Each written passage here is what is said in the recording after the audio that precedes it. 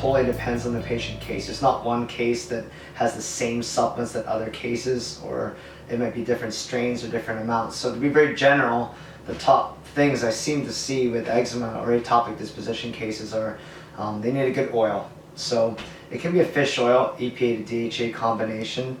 We usually use one that's 3-to-1 ratio, EPA to DHA. That's the ratio of oils inside that.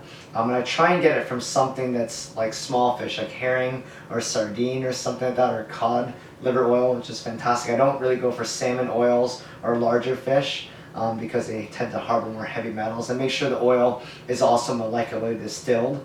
A distilled oil has very little heavy metal infiltration, if any at all, whereas some of the cheaper oils, they're not distilled properly, so there's a lot of junk in them. So I'm not a fan of those, but a good oil is great.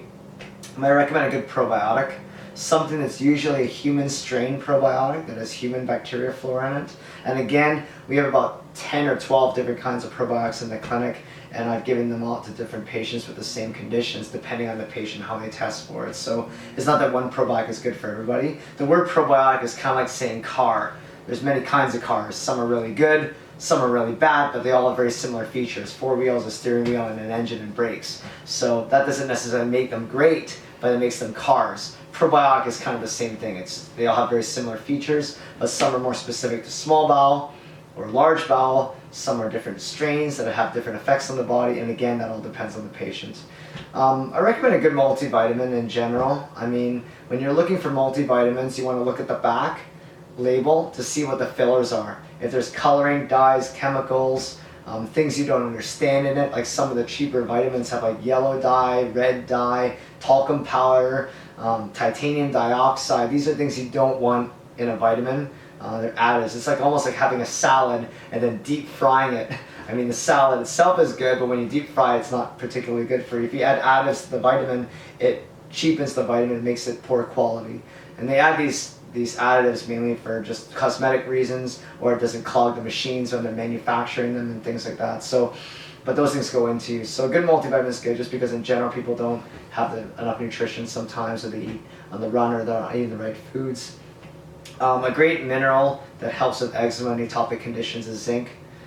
Zinc and magnesium, these are minerals that are depleted heavily from the soil. So even if you eat vegetables, you just sometimes don't get enough of them. But zinc is great for mucous membranes, which is the bowel, and also helps with skin, hair, and nails. That's a good supplement. Flax seeds is not really a supplement, it's more of a food, but it's also fantastic at regulating bowel function.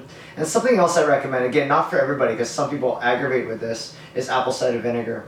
About 1 teaspoon before each meal to a tablespoon. It helps to stimulate digestive enzymes and alkalize the body, and it's also been known to help a lot of skin conditions, which are digestive conditions, and things like that. So those are general supplements that do help. We also use the collagen in the office to help heal the skin. An organic type collagen from grass-fed beef. The collagen is also great for hair, skin, and nails, and helps to heal the bowel at the same time.